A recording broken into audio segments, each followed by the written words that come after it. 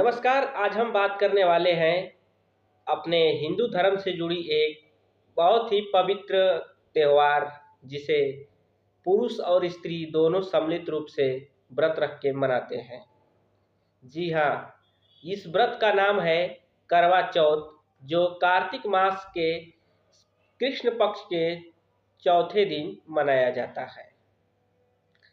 आइए आपको बहुत ही एक रोचक और मज़ेदार किस्से और कहानियों के साथ करवा चौथ के व्रत के बारे में आपको विस्तार से बताएंगे हम।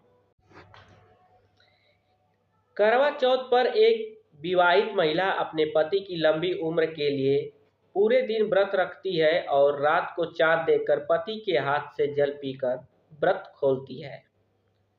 पति की दीर्घ आयु, स्वास्थ्य, सुख समृद्धि, ऐश्वर्य और सौभाग्य की कामना के लिए कार्तिक कृष्ण पक्ष की चतुर्थी को रखा जाने वाला यह अखंड सुहाग का प्रतीक यह व्रत अन्य सभी व्रतों के मुकाबले बहुत कठिन व्रत माना जाता है।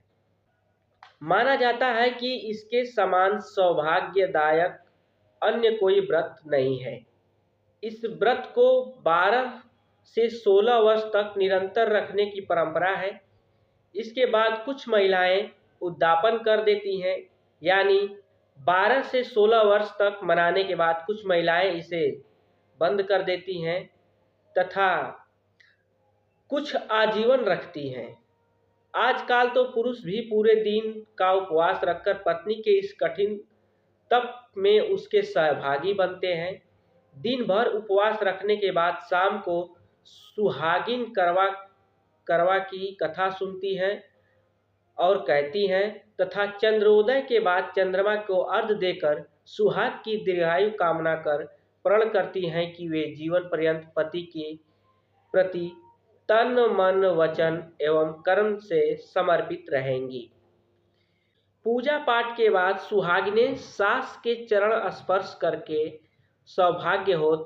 सौभाग्यवती होने का आशीर्वाद लेती हैं।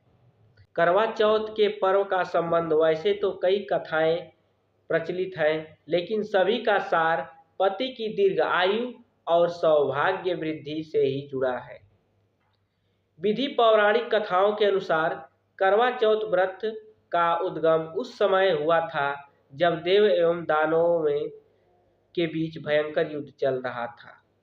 युद्ध में देवता परास्त होते नजर आ रहे थे। तब देवताओं ने ब्रह्मा जी से इसका कोई उपाय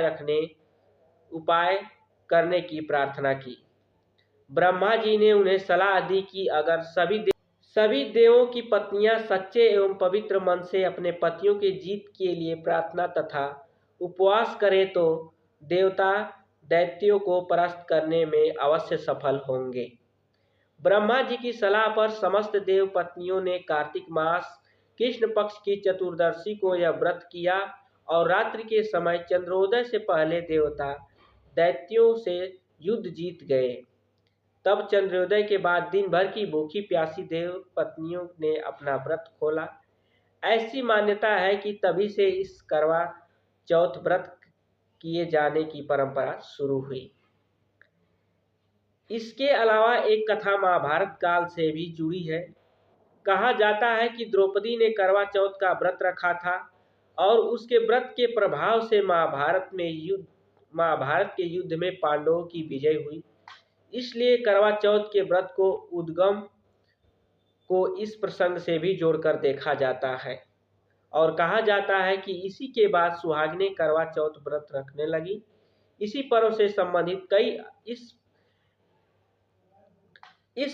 संबंधित कई अन्य कथाएं प्रचलित हैं, जिसमें सत्यवान और सावित्री की कथा, करवा नामक एक स्त्री की कथा भी बहुत प्रसिद्ध है।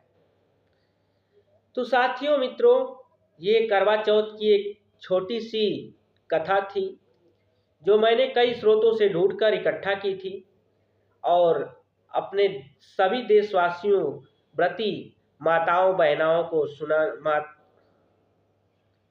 साथियों, मैंने यह कथाएं बहुत स्रोतों और कई पौराणिक किताबों से खोज करके आप तक पहुंचाने की कोशिश की और अपनी देश की सभी सुहागिन माताओं बहनों को यह कथा सुनाने का एक सुंदर अवसर मुझे प्राप्त हुआ।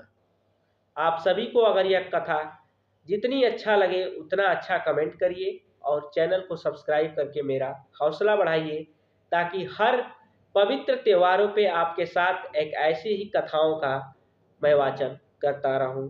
तब तक के लिए नमस्कार, धन्यवाद।